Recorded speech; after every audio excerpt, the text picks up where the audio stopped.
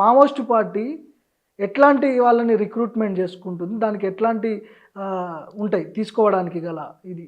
Maoist party అనేది అంటే గతంలో ఒకప్పుడు పీపుల్స్ వార్, సిపిఐఎంఎల్ పీపుల్స్ వార్గా అది స్టార్ట్ అయింది 1980 లోపల ఆ పార్టీ స్టార్ట్ అయింది. దానికంటే ముందు సిపిఐఎంఎల్ ఉండే. అంటే ఎప్పుడైనా ఇది పార్టీ వేరు, తర్వాత ఒక గెరిల్లా ఆర్మీ వేరు. గెరిల్లా ఆర్మీ అంటే దానికి ఉన్న guerrilla army PLGA, people's liberation guerrilla army అనేది ఉంది. పార్టీ అని అంటే పార్టీ అనేది రెండు రకాలు ఉంటుంది. రెండు రకాలు అంటే ఒకటో పార్ట్ టైం పార్టీ మెంబర్స్, అంటే వాళ్ళు సగకాలము వాళ్ళు ఉద్యోగం చేయొచ్చు, వ్యవసాయం చేయొచ్చు, ఏదైనా చేయొచ్చు, కానీ సగకాలం మాత్రం పార్టీ కోసం వాళ్ళ యొక్క టైంను వెచ్చిస్తూ పార్టీ కోసం వెచ్చించి కార్యక్రమాలు చేయాలి. ఇందులో ఫుల్ టైం ఉంటుంది, పార్ట్ టైం కూడా, పార్ట్ టైం ఉంటుంది, ఫుల్ టైం ఉంటుంది. ఫుల్ టైం వాళ్ళు పట్టణాల్లో ఉండొచ్చు, మైదానాల్లో ఉండొచ్చు, ఫారెస్ట్లో ఉండొచ్చు. వీళ్ళు కంప్లీట్గా అంటే వాళ్ళ వృత్తి మొత్తం కూడా విప్లవమే వృత్తిగా వాళ్ళు జీవించడం అనేది. కాబట్టి ఈ రకంగా పార్టీ అనేది ఉంటుంది. కాబట్టి పార్టీలోకి రిక్రూట్ అనేది ఏతుందో, పార్టీ సభ్యులుగా రిక్రూట్ కావడం వేరు. పార్టీ సభ్యులుగా అనుకున్నప్పుడు అంటే బయట ప్రజా సంఘాల లోపల అందున్న వాళ్ళకు కూడా సంఘ సభ్యునికి పార్టీ మెంబర్షిప్ ఇవ్వడం వేరు. దాన్ని పార్టీ రిక్రూట్ అంటారు. వాళ్ళు పార్ట్ టైమర్స్ మెంబరా, ఫుల్ టైమర్ మెంబరా అని వేరే. కాబట్టి పార్టీ మెంబర్షిప్ ఇస్తారు, ఇదొక పద్ధతి. ఇంకొకటి పిఎల్జీ లోపలికి ఏంటంటే రిక్రూట్ చేసుకోవడం. పిఎల్జీలకు రిక్రూట్ చేసుకుంటూ ఉంటే ఎక్కడైతే దళం ఉంటుందో, దళం కదా, దళము 5 కావచ్చు, 7 కావచ్చు, అంటే 3 నుంచి కూడా మొదలైంది ఒకనాడు. ఇవాళ అంటే ఒక దళం అని అంటే 15 మంది ఉంటున్నారు, ప్లాటూన్ అంటే 25 మంది ఉంటారు, కంపెనీ ఉంటుంది, బెటాలియన్ కూడా ఉన్నది. బెటాలియన్ ఇప్పుడు ఉన్నదా లేదా కానీ బెటాలియన్ కూడా ఉండే. అంటే ఒక మిలిటరీ ఫార్మేషన్ లోపలికి రిక్రూట్ చేసుకోవడం అనేది ఉందో, అంటే ఎవరైతే సరైన వ్యక్తులు అనుకుంటారో అక్కడ టెస్ట్ అవుతారో, అంటే పార్టీలకు రిక్రూట్ చేసుకోవాలనుకున్నా లేదా గెరిలా దళం లోపలికి రిక్రూట్ చేసుకోవాలనుకున్నా అక్కడ పరిశీలిస్తారు. వాళ్ళు ప్రజల మధ్యన ఎట్లా పనిచేస్తున్నారు ఒకటి. తర్వాత వాళ్ళు ఏ వర్గాలు, పేద వర్గాల, మధ్యతరగతి వర్గాల, భూస్వాములు అయితే తీసుకోరు కదా, బలిసిన సంపన్నులు అయితే కోటీశ్వరులు అయితే తీసుకోరు కదా, వాళ్ళు ఎట్లాగూ రారు. కాబట్టి అగ్రకులానికి సంబంధించిన అగ్రకులం వల్ల ఎవరైనప్పటికీ అగ్రకులమా దళిత కులమా అనే కాదు సమస్య. ఏ కులం అయినప్పటికీ వాళ్ళు విప్లవానికి రావడం అంటే వాళ్ళు కొన్ని ఆలోచించుకొని వస్తుంటారు కదా, ఉత్తగా వాళ్ళు రారు కదా, భూస్వాములు అయితే రారు కదా. భూస్వాములు వచ్చినా తీసుకోరు, పార్టీలోపటికి పార్టీ మెంబర్షిప్ ఇవ్వరు.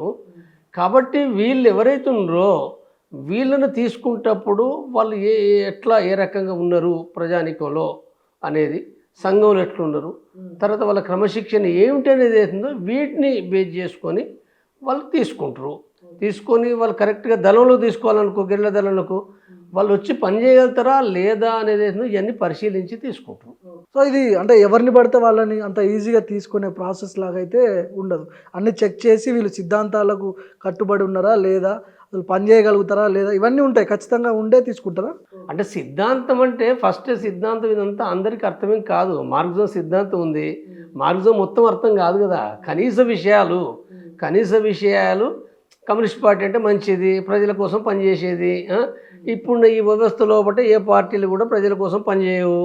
తప్పనిసరిగా మనం విముక్తి కావాలంటే మనం ఈ పార్టీలో కూడా జాయిన్ కావడం ద్వారా ఇది ఉపయోగపడుతుంది అనేది కొన్ని విషయాలు అర్థం కావడమే, పూర్తిగా అర్థమేం కావు. పార్టీలకు పోయటానికంటే ముందే అన్ని విషయాలు అర్థం కావు.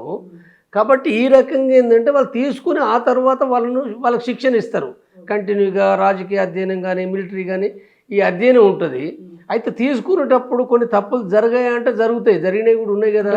జరిగినాయి కాబట్టి కోర్టులు వచ్చారు కదా. కోర్టు ఇప్పుడు చాలా వరకు ఏంటంటే వీలైన కాటికి సరైన వ్యక్తులనే తీసుకుంటారు. అయితే కొన్ని సందర్భంలో కూడా వచ్చి కూడా వెళ్ళిపోతారు, బలహీనంగా కూడా వెళ్ళి వచ్చిన వాళ్ళు చాలామంది ఉన్నారు కదా. నెలకు 10 రోజులకు 20 రోజులకే వెళ్ళి వచ్చిన వాళ్ళు చాలామంది ఉన్నారు. ఎందుకంటే అక్కడ కష్టాలను తట్టుకోలేకపోవచ్చు, వాళ్ళు ఆ క్రమశిక్షణ తట్టుకోలేకపోవచ్చు. తిరిగి మళ్ళీ కుటుంబము తర్వాత ఇవన్నీ గుర్తుకొస్తాయి కదా. కాబట్టి వీటి నుంచి ఏంటంటే వెళ్ళొచ్చిన వాళ్ళు కూడా చాలామంది ఉన్నారు. కానీ దీనికంటే ఎక్కువగా ఏంటంటే అంటే ప్రభుత్వ బలగాలకు, అంటే పోలీసులకు, ఇంటెలిజెన్స్కి సమాచారం ఇవ్వడం అనేది ప్రమాదకరమైన విషయం. కానీ అట్లా జరిగిన సంఘటనలు కూడా ఉన్నాయి. అట్లా జరిగినవి కూడా ఏంటంటే చరిత్రలో చాలా జరిగినాయి. అంటే కోవర్ట్స్ అంటున్నాం కదా మనం, అట్లా ఆ రకంగా చేయవాళ్ళని కోవర్ట్స్. అంటే ఈ కోవర్ట్స్ అనే వాళ్ళు ముందే ప్రభుత్వము ఇంటెలిజెన్స్ వాళ్ళు ఆర్గనైజ్ చేస్తారు. నువ్వు మంచిగా ఫస్ట్ పని చేయి, సంఘంలో మంచిగా పని చేయి, ప్రజలు మంచిగా పని చేయి, వాళ్ళు చెప్పిన ప్రతి పని చేయి, 100% చేయి. తర్వాత నువ్వు మంచిగా ఉన్నావు అనుకుంటే తీసుకుంటారు. కాబట్టి తీసుకున్న తర్వాత పోయిన తర్వాత అక్కడికి పోయి మాకు సమాచారం ఇవ్వు, లేకపోతే అక్కడ తుపాకులు ఎత్తుకొని రా. ఇవే కదా కోవర్ట్స్ అంటే, ఇదే పని చేస్తారు కదా. కాబట్టి ఈ రకంగా చేస్తారు. పార్టీలో కూడా అంటే పార్టీలో ఫస్ట్ పోయేటప్పుడు మంచిగా ఉన్నప్పటికి కూడా కొంతకాలం తర్వాత 2 ఏళ్ళకు 5 ఏళ్ళకు కూడా కొంతమంది ఒకరిద్దరయ్యారు. 90% మంది కారు, 99% కాదు. ఒకరు ఇద్దరు వివిధ సందర్భాల్లో బట్టి వాళ్ళ హాస్పిటల్కి పోవడం, లేకపోతే వాళ్ళ ఇతర బలహీనతల మూలంగా కుటుంబాలకు కలవడం. ఈ క్రమంలో ఒకటి ఏంటంటే వాళ్ళు ఇప్పుడు ఉదాహరణకు కరీంనగర్లో కత్తుల సమయ ఉన్నాడు. కత్తుల సమయ పార్టీలో పట్ల పనిచేసే క్రమంలో పట్ల కోవర్టాడు కత్తుల సమయ. లేదా నయీం కూడా, నయీం పనిచేసి తక్కువ కాలమే సరే యాక్షన్లో పట్టు ఉన్నాడు. ఆ తర్వాత జైల్లో పడ్డాడు. జైల్లో పడ్డ తర్వాత అతను కోవర్ట్గా మారిండు. ముందు కాదు కోవర్టు, జైల్లో పడ్డ తర్వాత కోవర్టు. పోలీసులు బ్లాక్మెయిల్ చేసి అడుగులలో పంపించారు అని చెప్పి లొంగ తీసుకున్నాడు. నేను విడుదల చేస్తాము, నువ్వు మాకు చెప్పాలి. మాకు చెప్తే ఏంటంటే అంటే బెల్లి లలితను చంపడానికి కారకుడు అదే కదా. బెల్లి లలిత ఈ నయం దగ్గరికి పోయి రకరకాలుగా పనులు, లేకపోతే బట్టలు, లేకపోతే ఏవో కొన్ని ఇచ్చేది. అంటే ఒక దగ్గర వాళ్ళు కాబట్టి ఈమె జైలు ములాఖతు పెట్టి ఆ రకంగా చేసింది. కానీ వాడేం చేసిండు, నయం గాడు వాడు ఈమెను లలితను చంపించడానికి వాళ్ళ తమ్ముని ద్వారా ఆ ప్రయత్నం చేసి చంపించిండు వాడు. కాబట్టి ఈ రకమైన కోవర్ట్స్ కూడా అంటే తక్కువ. అంటే చిన్న ఎంత ఎంత పీరియడ్ ఆయన అడవులలో ఉన్నాడు నయీం? ఇంత పెద్ద పేరు. నయీం ఎప్పుడు అడవిలో లేడు. నయీం భువనగిరి దగ్గర కదా. భువనగిరి దగ్గర ఇక్కడ మైదానం లోపల పనిచేసిండు. జస్ట్ 6 నెలలో 3 నెలలో పనిచేసిండు. పనిచేసే క్రమం లోపల ఇదంతా మైదానమే కదా భువనగిరి. ఇదంతా ఏదో చిన్న దళం లోపల పనిచేసిండు. ఆ తర్వాత ఏంటంటే యాక్షన్ టీంలో పెట్టిండ్రు. అప్పుడు ఇక్కడ హైదరాబాద్లో కూడా యాక్షన్స్ అయినాయి కదా. ఆ యాక్షన్ టీం లోపల అక్కడ తను యాక్షన్ చేసిండు, ఒక్క యాక్షన్. దాంతో పెద్ద పేరు వచ్చింది. అరెస్ట్ అయ్యిండు. ఆ తర్వాత జైల్లో పడ్డాడు. జైల్లో పడ్డ తర్వాత ఈ సమస్య వచ్చింది కదా. చాలామంది చాలా రకాలుగా చెప్తుంటారు. నక్సలైట్ ప్రేరేపిత పుస్తకాలు చదివి అడవులలోకి పోయే వాళ్ళ సంఖ్య కూడా మెజారిటీగా ఉందని చెప్తారు. మేఘగర్జన, అరణ్య, ఇలాంటి కొన్ని పేర్లు వినపడతా ఉన్నాయి. అట్లాంటి అవకాశాలు ఎంతవరకు ఉంటాయి? అంటే పుస్తకాలు చదివి అడవులలోకి పోయేంత అవకాశాలు ఎంతవరకు ఉంటాయి? ఇప్పుడు పుస్తకాలు చదివి పోయేటోళ్ళు కొద్దిమంది ఉంటారు. పుస్తకాలు అంటే చాలా సామాజిక అధ్యయనం చేసి పోయిన వాళ్ళు కొద్దిమంది ఉంటారు. అందరూ పుస్తకాలు చదివేం పోరు. పుస్తకాలు కూడా అంటే ఇప్పుడు చదువురాని రైతులు కూడా పోయింది కదా, కూలీలు కూడా పోయింది కదా. కాబట్టి చదువొచ్చినా రాకున్నా అంటే ఈ సమాజంలో కూడా దోపిడీ జరుగుతుంది, అన్యాయం జరుగుతుంది, అణచివేతున్నది. కాబట్టి ఈ సమాజంలో పట్ల ఈ రకంగా మనం ఏ పోరాడినా కానీ సాధ్యం కాదు. తప్పనిసరిగా ఆయుధాలు పట్టుకుంటే తప్ప సాధ్యం కాదని చెప్పి పోయినరు. గతంలో పోయినరు. ఇప్పటికీ కూడా ఏంటంటే తగ్గింది, ఇప్పటికైతే తగ్గింది, కానీ గతంలో అయితే ఎక్కువ పోయినరు. అంటే ఇట్లాంటి పుస్తకాలు మన సమాజంలో ఉండకూడదని చెప్పి భారత ప్రభుత్వం కావచ్చు, రాష్ట్ర ప్రభుత్వం కూడా కొన్ని పుస్తకాలను బ్యాన్ చేసింది.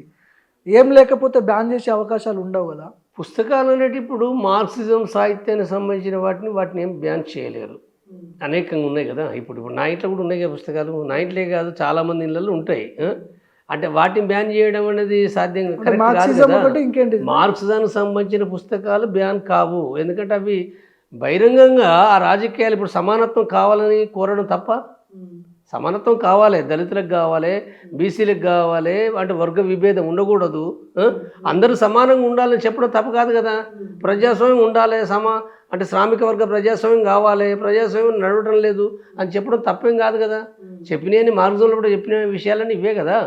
కాబట్టి ఇవి తప్పి కాదు. పుస్తకాలు బ్యాన్ చేయడం అనేది ప్రత్యేకించి మావోయిస్టు పార్టీకి సంబంధించిన పుస్తకాలు. ఎందుకంటే మావోయిస్టు పార్టీ కూడా నిషేధించబడ్డది కదా. Maoist party నిషేధించబడింది. మావోయిస్టు పార్టీకి సంబంధించిన ప్రజా సంఘాలు ఏవైతున్నాయో, రాడికల్ విద్యార్థి సంఘం ఆర్ఎస్యు కానీ, లేదా రైతు కూలి సంఘం కానీ, లేదా ఇంక ఇతర జన్నాట్య మండలి వగైరా ఈ సంఘాలు నిషేధించబడ్డాయి. కాబట్టి ఈ సంఘాల పేరుతో ఉన్న పుస్తకాలు ఏవైతున్నాయో అవి నిషేధానికి గురైనాయి. ఇది తప్ప అన్ని పుస్తకాలు నిషేధం అనేది కాదు. అది సో మీరు గతంలో కూడా మీరు మావోయిస్ట్ పార్టీలో పనిచేసిన ఇది ఉంది. మీ పొజిషన్ ఎలా ఉండేది? అంటే దళ కమాండర్గా పనిచేశారా, కేంద్ర కమిటీలో పనిచేశారా? మీ పొజిషన్ ఏంటి అసలు అప్పుడు మీరు ఫీల్డ్లో ఉన్నప్పుడు? నేను 1984 లోపల పార్టీ లోపలికి రిక్రూట్ అయినా. నేను 84 హైదరాబాద్ నుండి నేను అడవి ప్రాంతానికి నేను వెళ్ళిపోయాను. నేను మొట్టమొదటగా కొద్ది కాలం దళ సభ్యునిగా, ఆ తర్వాత దళంలో డిప్యూటీ కమాండర్గా, ఆ తర్వాత కమాండర్గా, తర్వాత జిల్లా కమిటీ మెంబర్గా, తర్వాత రీజనల్ కమిటీ మెంబర్గా, తర్వాత అక్కడ స్టేట్ తెలంగాణ హెచ్జెడ్సీ అంటారు దాన్ని, ఉత్తర తెలంగాణ NTHZC ఉత్తర తెలంగాణ స్పెషల్ జోనల్ కమిటీ, ఆ కమిటీ మెంబర్గా, ఆ తర్వాత సెక్రటరీగా ఎన్నికైనా, ఆ తర్వాత CC మెంబర్గా ఎన్నికైనా. ఇది నా మొత్తంగా CC మెంబర్, CMC మెంబర్గా, CRB మెంబర్గా లాస్ట్కి ఉండేందంటే నేను ఆ తర్వాత బయటకు వచ్చాను. సో దీంట్లో కూడా ప్రమోషన్స్ ఉంటాయి, పార్టీలో కూడా వాళ్ళు చేసే యాక్టివిటీస్ని బట్టి ప్రమోట్ చేస్తుంటారు. ప్రమోషన్స్ ఉంటాయి, ఎన్నిక ఉంటుంది. ప్రమోషన్స్ అంటేనో విత్ ఇన్ ది కమిటీ కింది నుంచి తీసుకుంటుంది, డైరెక్ట్గా తీసుకుంటుంది. కానీ అంటే వీలైన కాడికి ఏంటంటే మహాసభల లోపల కాన్ఫరెన్స్లు, కాంగ్రెస్లు, ప్లీనాలు, ఇందులో ఎన్నిక జరుగుతుంది. ఇది ఎన్నికనే, ప్రమోట్ చేయడం కాదు. దీన్ని ఎన్నిక అంటారు. ప్రమోట్ చేయడం అనేది ఏందో కమిటీ డైరెక్ట్గా అంటే కింది నుంచి వాళ్ళను తీసుకోవడం అనేది దాన్ని ప్రమోట్ అంటారు. ఇప్పుడు మీ అంటే మొత్తం అగ్రనేతలు, మావోయిస్ట్ అగ్రనేతలు కూడా అడవుల్లోనే ఉంటారా? వాళ్ళు జనజీవన స్రవంతిలో ఉండి తిరుగుతూ అక్కడక్కడ తిరుగుతుంటారా? అడవులలో ఉండి పనిచేస్తారా వాళ్ళు? అంటే అగ్రనాయకులు మొత్తం సెక్రటరీ నేను చెప్పేది హెడ్. ఒకప్పుడు పార్టీ కేంద్ర కమిటీ నాయకులు బయట కూడా ఉన్నారు అని అంటే బహిరంగంగా ఇట్లా కేంద్ర కమిటీ నాయకులు అని చెప్పి అట్లా తిరగలే. జనవాసాలే ఉన్నారు, బొంబాయిలో ఉన్నారు, కలకత్తాలో ఉన్నారు, హైదరాబాద్లో కూడా కేంద్ర కమిటీ మెంబర్లు ఉన్నారు, విజయవాడలో ఉన్నారు. అంటే ఉండడం అంటే సాధారణంగా ఉంటారు వాళ్ళక్కడ ఆయుధాలు ఏమి ఉండవు, లేకపోతే వాళ్ళ డ్రెస్సులు వేసుకోరు. ఒకప్పుడు పరిస్థితి అది. అయితే వాళ్ళు పలాని మెంబర్ ఈయన అనేది అర్థం కాకుండా ఉన్నారు ఆ కాలంలో. పేర్లు ఇప్పుడు ఎవ్వరు కూడా ఏంటంటే బయట ఎవరు ఉండరు, ఉండేదంతా కూడా అడవి లోపలనే ఉంటారు. సాధారణంగా ఒకరిద్దరు ఉంటే ఎక్కడన్నా దూరంగా ఉంటే షెల్టర్లా తెలియకుండా ఉండొచ్చు, కానీ ఎక్కువ మంది అడవి ప్రాంతాలనే ఉంటారు. ఇప్పుడు పొజిషన్ని బట్టి వాళ్ళకు సెక్యూరిటీ కూడా అదే విధంగానే ఉంటుందా? ఇప్పుడు దళ కమాండర్ కావచ్చు, లేకపోతే కేంద్ర కమిటీ మెంబర్ కావచ్చు, వీళ్ళకి సెక్యూరిటీ పరంగా వాళ్ళ పొజిషన్ని బట్టి పెద్ద ఎత్తున సెక్యూరిటీ ఉండే అవకాశాలు ఉంటాయా? ఎట్లా సెక్యూరిటీ ఉంటుంది? సెక్యూరిటీ ఉండడం అనేది సాధారణంగా ఒక CC మెంబర్కు లేదా 8 నుంచి 7 నుంచి 15 వరకు, 20, 30, 40. ఇప్పుడు బసవరాజుకు కంపెనీ బలగాలు కూడా ఉండే కదా, సెక్రటరీ, కేంద్ర కమిటీ సెక్రటరీ కేశవరావుకు 60 మందితో కూడిన కంపెనీ ఉండే. చనిపోయిన నాటికి ఏంటంటే కొంత తగ్గింది, వేరు కారణాలు అయితే తగ్గించి 35 సంఖ్య ఉన్నది అది. ఇక మిగిలిన సంఖ్య ఇప్పుడు ఇవాళ మరి గణేష్ ఉదయ్ AOB ప్రాంతంలో తూర్పుగోదావరి జిల్లా లోపట, అంటే అల్లూరి జిల్లా అంటారు కదా, అక్కడ కూడా ఏంటంటే ఇప్పుడు ఎన్కౌంటర్ అయింది, 3 చనిపోయినరు. ఉదయ్తో పాటుగా అరుణ రాష్ట్ర కమిటీ మెంబరు, తర్వాత మరొక మహిళా కామ్రేడు AC మెంబరు, 3 చనిపోయారు. 3 ఏకేలు దొరికినాయి. మిగిలిన వాళ్ళతో పాటుగా ఎవరున్నారనే విషయం మనకు స్పష్టత లేదు. కాబట్టి అంటే వేరు సందర్భాల్లో బట్ట కూడా ఏంటంటే అక్కడ అంటే ప్రాంతము, తర్వాత వాళ్ళకు ఉండే అక్కడ దాన్ని బట్టి కూడా సంఖ్య ఎక్కువ తక్కువ కూడా ఉండొచ్చు. అంటే ఇప్పుడు గతంలాగా తప్పనిసరిగా ఇంత సంఖ్య ఉండాలంటే సంఖ్య కొన్ని ప్రాంతాలు తగ్గిపోయినప్పుడు తక్కువ కూడా ఉంటుంది. కాబట్టి అది ఎట్లా ఉందని మనం చెప్పలేము. అంటే ఒకప్పుడు CC మెంబర్ అంటే 20 మంది అనేది ఏందో ఇవాళ లేదు, కొంత తగ్గిపోయింది కదా, చనిపోయినరు లేకపోతే సరెండర్ అయినరు. ఇవన్నీ కారణాలు అయితే కూడా సంఖ్య కూడా తగ్గుతుంది కూడా. ఇప్పుడు హిడ్మా లాంటి వాళ్ళకి 3 అంచెల భద్రత ఉంటుంది అని చెప్పి వస్తున్నటువంటి చర్చ ఇక్కడ. చాలా వాటిల్లో ఆయన పాల్గొన్నాడు. అప్పుడు చంద్రబాబు నాయుడు అలిపిరి బ్లాస్ట్లో కేశవరావు లాంటి వాళ్ళు పాల్గొన్నారు. హిడ్మా కూడా చాలా కీలక బ్లాస్ట్లలో పాల్గొన్నాడు అని చెప్పి చెప్తుంటారు. హిడ్మా ఏ అలిపిరి దాంట్లో పాల్గొనలే, అక్కడెక్కడ పాల్గొనలే. ఆయన పనిచేసింది ఏంటంటే ప్రత్యేకించి అక్కడ ఛత్తీస్గఢ్నే, ఇంకా వేరే ఏం లేదు. ఛత్తీస్గఢ్ లోపల ఆయన అక్కడనే పుట్టిండు, ఆడనే పెరిగిండు, ఆడనే ఆర్గనైజేషన్లో డెవలప్ అయ్యిండు. ఆ తర్వాత మిలిటరీ కార్యకలాపాలపైన ఆయన నేర్చుకున్నాడు. అక్కడ ఆ మిలిటరీ యాక్షన్స్ చేసిన దాంట్లో బట్టి ఆయనకు ఆ ప్రావీణ్యత చేసిండు. ఇవి వాస్తవమే. అక్కడ చేసిన వాటిలో బట్టి ఆయన ఆ కమాండర్గా ఆయన ఆ పాత్ర పోషించిన మాట వాస్తవమే. సో ఆయన కూడా భద్రత 3 అంచెల భద్రత ఉంటుందని అంటారు. 3 అంచెల 2 అంచెల అనేది ఏందో ఇప్పుడు ఇక్కడ మీడియా రాస్తుంది. పార్టీ లోపల 3 అంచెలు 4 అంచెల చర్చ కూడా ఉండదు. అది దాంట్లో ఉండే సంఖ్య ఉంటుంది, దాంట్లో ఉండే వివిధ ఫార్మేషన్స్ ఉంటాయి. ఫార్మేషన్స్ అంటే ఒక ప్లాటూన్ అయితే ముందు ఒక పైలట్ టీం ఉంటుంది, వెనుకకు ఒక రేర్ గార్డ్ అంటారు, దాన్ని రేర్ గార్డ్ ఉంటుంది, నడుమ హెడ్ క్వార్టర్ అంటారు. అంటే ఒక ప్లాటూన్ 25 మంది ఉంటే 10 మంది ఉన్నారనుకో, ఇవన్నీ ఉండవు కదా, 3 అంచెలే ఉండవు కదా, 10 మంది 15 మంది ఉంటే. ప్లాటూన్ ఉన్నప్పుడు మాత్రమే ఫ్రంట్ గార్డ్ వేరు, రేర్ గార్డ్ వేరు, హెడ్ క్వార్టర్ వేరు. కాబట్టి ఈ టైప్లో ఉంటుంది. కంపెనీ లోపల కూడా ఈ టైప్లో మూడు ప్లాట్లు ఉంటాయా, 2 ప్లాట్లు ఉంటాయా, అక్కడ దాన్ని బట్టి ఉంటుంది అది. కానీ కంపల్సరీ సీసీ మెంబర్ అంటే ఇట్లా, ఈ కమాండర్ అంటే ఇట్లా అనేది ఉందో, అంటే ప్రభుత్వ మిలిటరీ బలగాలు అయితేనో వేరది, దానికి ఒక సిస్టమ్గా ఉంటుంది అది. ఎందుకంటే వాళ్ళు రిక్రూట్ చేసుకుంటా అంటారు, వాళ్ళకి సంఖ్య తక్కువ లేదు కదా, డబ్బులు ఇస్తారు కదా, ప్రజల డబ్బే కదా, ఆ డబ్బులు ఇస్తారు కాబట్టి అనేక మంది రిక్రూట్ అవుతారు కాబట్టి ఆ సైన్యం లోపల కంపెనీ అంటే ఇట్లా ఉండాలి, బెటాలియన్ అంటే ఇట్లా ఉండాలి, స్క్వాడ్రన్ అంటే ఎట్లా ఉండాలని ఇలా ఈ సిస్టమ్ ఉంటుంది. కానీ ఇది ప్రజలకు సంబంధించిన గెరిల్లా ఆర్మీ కాబట్టి ప్రజా గెరిల్లా ఆర్మీ లోపల ఖచ్చితంగా ఇట్లనే ఉండాలంటే ఇట్లా సాధ్యం కాదు. అది పుట్టి అభివృద్ధి అయ్యే క్రమం లోపల దాని యొక్క నిర్మాణాలు వేరు షేప్స్ తీసుకుంటాయి, ఈ రకంగా డెవలప్ అవుతాయి. ఇప్పుడు చూడు, కంపెనీ అంటే మావోయిస్ట్ పార్టీలో బట్టి ఎంత 60, కానీ అదే బూర్జువా ప్రభుత్వ మిలిటరీ అయితే అది 150 సంఖ్య ఉంటుంది. 150 సంఖ్య. ఇది ఒక భారతదేశమే కాదు, ప్రపంచవ్యాప్తంగా ఏదైతే ప్రభుత్వానికి సంబంధించిన కంపెనీ ఉందనుకో దాని అర్థాలు వేరున్నాయి. కానీ ఒక గెరిల్లా ఆర్మీకి ఇది సాధ్యం కాదు. ఇప్పుడు కేశవరావు లాంటి వాళ్ళనే హతమార్చారు కదా భారత కేంద్ర బలగాలు. అయితే హిడ్మా లాంటి ఎక్కడ మావోయిస్టు చర్చ వచ్చినా కూడా హిడ్మా పేరు దాంట్లో ఎంతో కొంత వినపడతా ఉంటుంది. ఆయన స్కెచ్ చేస్తే అసలు దాంట్లో ఛాన్స్ ఉండదు, ఖచ్చితంగా ఏదో ఒకటి జరిగిపోవాల్సిందే అని చెప్పి చెప్తుంటారు. హిడ్మాలు ఎందుకు పట్టుకోలేకపోతున్నారు? ఆయన అసలు ఏంటి అంత బలవంతుడా?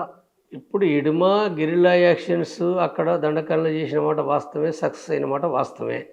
సక్సెస్ అయింది కాబట్టి ఏంటంటే సాధారణంగా ఏదో రకంగా ప్రచారానికి వచ్చేసింది, మీడియాకు తెలుసు, ఇంటెలిజెన్స్ వాళ్ళకి తెలుసు, అందరికి తెలుసు కాబట్టి ఏంటంటే హిడ్మాను అంటే మిలిటరీ యాక్షన్స్ విజయవంతం చేసింది కాబట్టి ఎక్కువగా టార్గెట్ చేస్తున్నారు. వాస్తవంగా మావోయిస్టు పార్టీ లోపల మిలిటరీ కంటే ఎక్కువగా సైద్ధాంతిక రాజకీయ విషయాలపైనే కేంద్రీకరించి ఉంటుంది. వాళ్ళే లీడర్షిప్లోకి వస్తారు ప్రధానంగా, ఎందుకంటే దేశాన్ని మొత్తం నడపాలి కాబట్టి. ఓన్లీ యాక్షన్ల ద్వారానే విప్లవం విజయవంతం కాదు. అది యాక్షన్స్ అనేది సెకండరీ విషయమే మావోయిస్టు పార్టీకి, అది ప్రధానం ఎప్పుడూ కాదు. కాబట్టి అయితే ఆయన పాత్రను బట్టి కూడా ఏంటంటే ఇప్పుడు ఆయన రాష్ట్ర కమిటీ మెంబరు అయి ఉంటాడు తప్ప కేంద్ర కమిటీ మెంబర్గా నాకు తెలియదు. కేంద్ర కమిటీ మెంబర్ అయిన విషయం నాకు తెలియదు, మనం ఊహించలేము కూడా. కాబట్టి ఇంతకంటే ఎక్కువగా సీనియర్స్ కూడా ఆ పార్టీలో ఉన్నారు. హిడ్మా కంటే ఎక్కువ సీనియర్స్ రాజకీయంగా చాలా కాలం నుంచి పనిచేసే వాళ్ళు చాలామంది ఉన్నారు. కాబట్టి అంటే హిడ్మాను కేంద్ర సెక్రటరీగా బసవరాజ్ జనపగిన కేంద్ర సెక్రటరీ అనేది ఇవన్నీ ఏంటంటే మీడియా ఒక బూస్టింగ్. అంటే హిడ్మా పేరు పెట్టి ఓసారి సరెండర్ అంటారు, ఓసారి అరెస్ట్ అంటారు, ఓసారి పని వచ్చిందంటారు, రకరకాల పద్ధతిలో ఇవన్నీ ఏదైతే చెప్పడం ఏదైతే ఉందో, అంటే హిడ్మా పెడితే ఎక్కువ మంది చూస్తున్నారు కదా. హిడ్మా పెడితే ప్రతి ఛానల్ వాళ్ళు హిడ్మా పెడతారు, అంటే జనాలకు కూడా కొంత అర్థమైతే ఉంటుంది. ఫోటో ఏదో విడుదల చేసినట్టున్నారు, వైరల్ అవుతుంది. హిడ్మా రీసెంట్ ఫోటో అని చెప్పి వైరల్ అవుతుంది. అవును. అంటే అప్పుడప్పుడు వినాయకుడు పాలు తాగుతారు అని చెప్పి అంటారు కదా, నేను కూడా ఉన్నా అని, అట్లనే ఒక ఫోటో రిలీజ్ చేసిర్రు అని చెప్పి అంటున్నారు. అవును. ఇక అది మీడియా అంతే, అంతకంటే ఏం లేదు. అది మీడియా మాట వ్యూవర్స్ కోసం చేసే పని. ఇప్పుడు అడవులో అంత దట్టమైన అడవుల్లో ఉన్నప్పుడు ఆ గన్స్ ఎట్లా వస్తాయి వీళ్ళకి? అంటే అంత అత్యాధునికమైన ఆయుధాలు ఇవన్నీ ఎట్లా, ఎవరు సప్లై చేస్తుంటారు, ఎక్కడి నుంచి వస్తుంటాయి? ఇప్పుడు ఇంతకుముందు మనం హిడ్మా యాక్షన్ చేసిందని అన్నాం కదా. హిడ్మా ఇప్పుడు ఒకటి ఏంటంటే తాడిమెట్ల 76 మందిని పోలీసులను చంపింది, అక్కడ కూడా వచ్చినాయి కదా. ఇదొకటే కాదు, హిడ్మా చేసిన యాక్షన్లే కాదు, చాలామంది చాలా రకాలు చేసారు. ఇవే అంటే ఇప్పుడు హిడ్మా హైలైట్ అయింది కాబట్టి హిడ్మా చేసిండే కదా. హిడ్మా కాకుండా 100 మంది 100 యాక్షన్ చేసినవి ఉన్నాయి. దండకాండ చేసినాయి, తెలంగాణలో చేసినవి ఉన్నాయి, ఏపీలో చేసినవి ఉన్నాయి, ఒరిస్సాలో చేసినవి ఉన్నాయి, జార్ఖండ్లో చేసినవి ఉన్నాయి, బీహార్లో చేసినవి ఉన్నాయి. అంటే దేశవ్యాప్తంగా అనేకమైన యాక్షన్లు.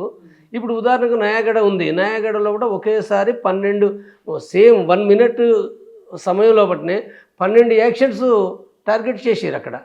మరి అక్కడ కూడా వచ్చినాయి కదా. అంటే దాదాపు సుమారు ఒక 700-800 తుపాకులు వస్తే కొన్ని అంటే తిరిగి మళ్ళీ తెచ్చిన తర్వాత దాడి జరిగిపోయినాయి. తిరిగి కూడా ఏంటంటే మళ్ళీ 200-300 ఆయుధాలు కూడా ఏంటంటే పార్టీకి దక్కినాయి కదా ఒకేసారి. కాబట్టి ఇలాంటి యాక్షన్స్ అనేకంగా ఉన్నాయి. డబ్బులు అంటే యాక్షన్స్ ద్వారా నీకు ఇక్కడ చెప్పేందంటే యాక్షన్స్ ద్వారా ఆయుధాలు వస్తాయి. రెండోది ఏం చేస్తారు, వాళ్ళు తయారు చేసుకుంటారు. ఇప్పుడు ఈ మధ్య కాలంలో దండకాలంలో కూడా లేత్ మిషన్లు దొరికినాయి కదా కరిగుట్టల్లో కూడా. మొన్న లేత్ మిషన్లు కూడా అక్కడ పెట్టుకొని కూడా ఏంటంటే వాటిని తుపాకు తయారు చేస్తారు. అది ఒక కరిగుట్టలే కాదు, అది దేశంలో కూడా ఎక్కడైతే అడవులు గుట్టలు ఉన్నాయో అలాంటి ప్రాంతాల్లో చేసిరు. అక్కడే కాదు పట్టణాల్లో కూడా చేసిరు. పట్టణాల్లో కూడా హైదరాబాద్లో కూడా ఒకనాడు చేసిరు. హైదరాబాద్లో కూడా బాంబులు తయారు చేసిర్రు, తుపాకులు తయారు చేసిర్రు. కాబట్టి ఎక్కడ వీలైతే అక్కడ తుపాకులు తయారు చేయడం అనేది కూడా ఉంటుంది. ఇది ఒకటే కాదు, ఈ రెండే కాదు. మూడోది కూడా ఏంది, కొనుగోలు చేస్తారు. కొనుగోలు చేయడం అంటే ఎవరి దగ్గర నుంచి కొనుగోలు చేస్తారు అంటే డబ్బులకు అమ్ముడు పెట్టోలే కదా ఇక్కడ. ఇప్పుడు డబ్బులు కావాలి కదా సార్, మరి ఇప్పుడు కొనాలంటే డబ్బులు కావాలి. డబ్బులు ఎక్కడి నుంచి వస్తాయి? ముందు ఆయుధాలు కావాలి, డబ్బులు సంపాదిస్తారు. డబ్బులు కూడా ఏంటంటే సంపాదిస్తారు. ఎట్లా సంపాదిస్తారు? ఫండ్స్ వస్తాయి కదా పార్టీ నుంచి. ఫండ్స్ తీసుకుంటారు కదా, బాజాప్తోనే చెప్తారు కదా, వివిధ కాంట్రాక్టర్ల నుంచి ఫండ్స్ తీసుకుంటారు. ఎందుకంటే యుద్ధం కోసం, ఆయుధాల కోసం, తినడానికి కాదు. తినడానికి ఇక్కడలాగా తిని తాగడానికి బంగ్లాలు కట్టడానికి కాదు. ఎవరు బంగ్లాలు కట్టరు అక్కడ, ఎవరు సుఖపడరు. అది ఏమి లేదు, కష్టాలే. వాళ్ళకి తిండికి ఇబ్బందిగా ఉన్నారు కదా, పైసలేని ఉన్నా తిండి ఏం తినరు. వాళ్ళు ఏం మటన్లు తినరు, వాళ్ళు ఏం రోజువారీగా ఇవన్నీ ఏమి సుఖాలు అనుభవించరు. నార్మల్గా అవే తింటారు, అవే తింటారు. కానీ ఆ డబ్బులు ఇప్పుడు ఆయుధాలకు పెట్టాలి కదా. ఆయుధాలు పెట్టాలంటే మరి డబ్బులకు అమ్ముడు పెట్టేళ్ళు ఎంతమంది లేరు? బూర్జువా రాజకీయ నాయకులు లేరా? కాంట్రాక్టర్లు లేరా? స్మగ్లర్స్ లేరా? పోలీస్ అధికారులు లేరా? ఎంతమంది లేరు? ఈ దేశానికి సంబంధించిన ఒక ఈ రహస్యాలని విదేశాలకు అమ్ముకుంటున్నారు కదా, దొరకలేదా మొన్న? కాబట్టి డబ్బులకు అందరు అమ్ముడుపోతారు. కొంత అంటే ఒక చిన్న సినిమా చూసిన ఒక 3-4 రోజుల క్రితం నేను, బస్తర్ ద నక్సల్ స్టోరీ అని చెప్పి ఒక సినిమా చూసిన నేను. ఆ సినిమాలో మావోయిస్టులని ఒక టెర్రరిస్ట్ లాగా చూపించడం జరిగింది. ఆ సినిమా చూసిన ప్రతి ఒక్కరు ఎవరైనా కూడా నక్సల్స్ అంటేనే విరక్తి పుట్టే విధంగా సినిమా తీశారు. అందులో గిరిజన ప్రాంత ప్రజలు జాతీయ జెండాని ఎగరేస్తుంటే ఆ ప్రజల్ని తీసుకుపోయి నక్సలైట్లు కాల్చి చంపేస్తారు. అంటే జాతీయ జెండాని ఎగరేయొద్దని చెప్పి చంపేస్తారు. జాతీయ జెండాకి నక్సల్స్ వ్యతిరేకంగా ఉంటారా? నిజంగా అట్లాంటి పరిస్థితులు ఉన్నాయా?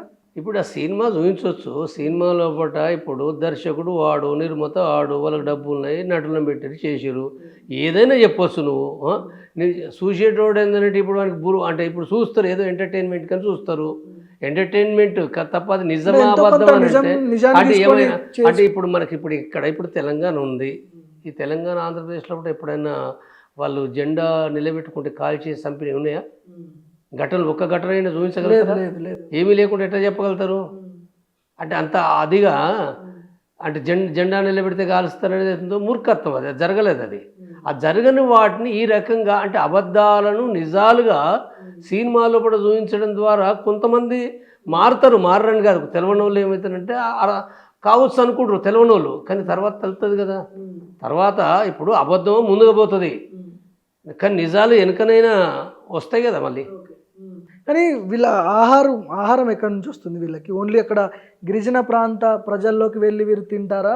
రెగ్యులర్గా నార్మల్గా అడవులలోనే వంట చేసుకునే అవన్నీ ఎక్విప్మెంట్ అక్కడ ఉంటుందా? ఇప్పుడు మొట్టమొదటిగా అయితే దళాలు అంటే ప్రజల దగ్గర పోయినప్పుడు ప్రజలే తిండి పెట్టేది. వాళ్ళ అన్నం వసూలు చేసి పెట్టేది, లేకపోతే వంట చేసి పెట్టేది. 2 రకాలుగా. ఆనాడు దళాలు పెద్ద వండుకున్నది ఏం లేదు. దాదాపు అంటే నెలలోపట ఒక్కరోజు కూడా వండుకుంటూ లేదు. 1 రోజు 2 రోజులు ఏమైనా వండుకుంటే వండుకోవచ్చు, కానీ ఎక్కువ శాతం ప్రజల దగ్గరనే వాళ్ళు తిన్నారు. కానీ ఆ తర్వాత నిర్బంధం పెరిగి క్యాంపులు పెరిగిన తర్వాత కొన్ని సందర్భాల్లో తప్పనిసరిగా వండుకోవాల్సిన పరిస్థితి ఏర్పడింది. అంటే ఇప్పుడు ఆ గ్రామానికి పోదామంటే కూడా ఏంటంటే అక్కడ క్యాంపే ఉంటుంది, లేకపోతే అక్కడ పోయేవారికి పోలీసులు వస్తారు. అంటే అనేక ఈ సమస్యలు ఉంటాయి. కాబట్టి ఏంటంటే బియ్యం అవి కొనుక్కొచ్చుకోవడం, లేకపోతే ప్రజలు వసూలు చేసి బియ్యం తర్వాత కూరగాయలు ఇచ్చినప్పుడు వాటిని తీసుకొని వాళ్ళు వంట చేసుకుంటారు. అయితే ఇప్పుడు ఎక్కువగా ఇప్పుడు ప్రజల దగ్గరికి పోతారు కొంతమంది, కానీ కొంతమంది నాయకులు పోలేరు కదా. ఇప్పుడు కేంద్ర కమిటీ మెంబర్లు నిత్యం గ్రామాలకు పోలేరు కదా, రాష్ట్ర కమిటీ మెంబర్లు పోలేరు కదా. పోతే సమాచారం పోతుంది కదా. అంటే గ్రామం అనుకున్న తర్వాత ఎవడో ఒకడు ఇన్ఫార్మర్ ఉంటుండు కదా. కాబట్టి ఈ సమాచారం పోకుండా ఉండాలనంటే రహస్యంగా జాగ్రత్తగా ఉండాలి.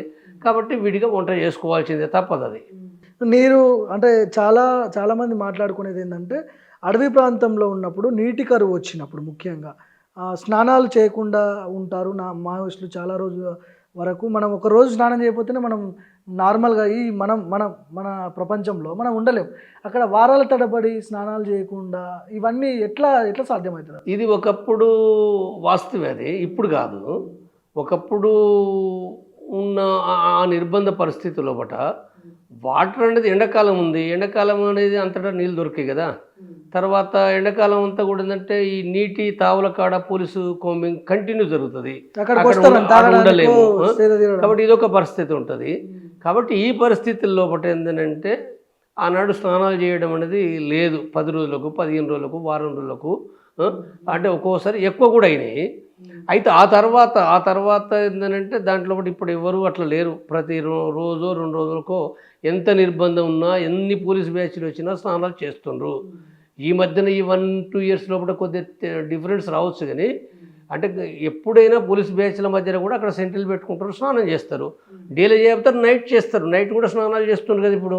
డేలే కాదు, నైట్ రాత్రి 12 గంటలకు 1 గంటకు పోలీసు బ్యాచ్లు కోమింగ్ చేయే కదా. ఏదో ఒక వాక్ కాడ, నది కాడ పోతారు, పటాపట అందరు స్నానం చేస్తారు, బయటకు వచ్చేస్తారు. కాబట్టి ఇది స్నానాలు చేయకుండా ఇప్పుడు ఎవరు లేరు చేస్తున్నారు. నార్మల్గా ఇప్పుడు చాలామంది మావోయిస్టుల్లో కూడా భార్యాభర్తలు కూడా నివసించే అవకాశాలు అక్కడక్కడ కనపడతా ఉంటాయి, మనం వింటూ ఉంటాం.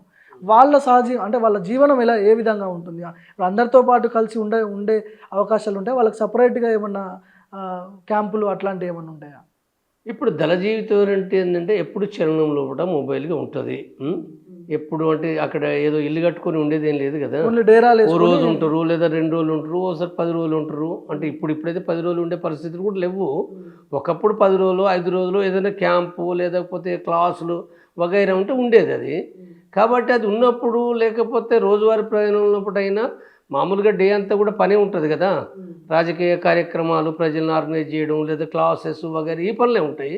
నైటే కాబట్టి నైట్ 10-11 తర్వాతనే కదా. నైట్ 10-11 దాకా దాదాపు అందరు కలిసే ఉంటారు. నైట్ తర్వాత ఏంటంటే భార్యాభర్తలు అనుకునే వాళ్ళు సైడ్కి వెళ్ళిపోతారు. సైడ్కి వెళ్ళిపోయినప్పుడు ఏదో ఎక్కువ దూరం కూడా పోలేరు కదా. ఎక్కువ దూరం సైడ్కి పోయి ఉంటారు అంతే. దానికి ఇల్లు ఉండేది లేదు, ఏం లేదు, ఓ ఫాల్తీన్ ఉంటుంది, సపరేట్గా పక్కకు పడుకుంటారు, మార్నింగ్ వచ్చేస్తారు కదా. ఇక్కడ పిల్లలు పుట్టి ప్రసవాలు చేసే అవకాశం ఎప్పుడైనా జరిగిన అట్లాంటి సిచ్యువేషన్స్? అంటే మావోయిస్టులో లేడీస్ ఉంటారు కదా, వాళ్ళకి పిల్లలు పుట్టడం, ప్రసవం, గర్భం దాల్చడం, పిల్లలు అక్కడే అడవులలో పుట్టడం, డాక్టర్లు లేకపోవడం, ఇట్లాంటి సిచ్యువేషన్స్ ఎప్పుడైనా ఎదురయ్యే అవకాశాలు ఉన్నాయి? పార్టీ లోపల ఏం చెప్తారంటే గెరిల్లా జీవితం లోపల ప్రెగ్నెంట్ కావడం, పిల్లలు కనడం అనేది ఆటంకమైన విషయం. ఆటంకం, ఇబ్బంది. అంటే జీవితం అనేది ప్రెగ్నెంట్ అయిన ఒక మహిళ నడవలేదు కదా, తిరగలేదు కదా. తర్వాత పిల్లలు కన్న తర్వాత వాళ్ళని ఎవరు దాదాలే? ఇదొక సమస్యే కదా. మళ్ళీ ప్రేమలు అనేటి ఏంటి? నువ్వు టోటల్గా పార్టీకే వచ్చేసినావు, ప్రజల కోసం నీ జీవితాన్ని త్యాగం చేస్తున్నావు నువ్వు. మళ్ళీ పిల్లలు ఏంటిది?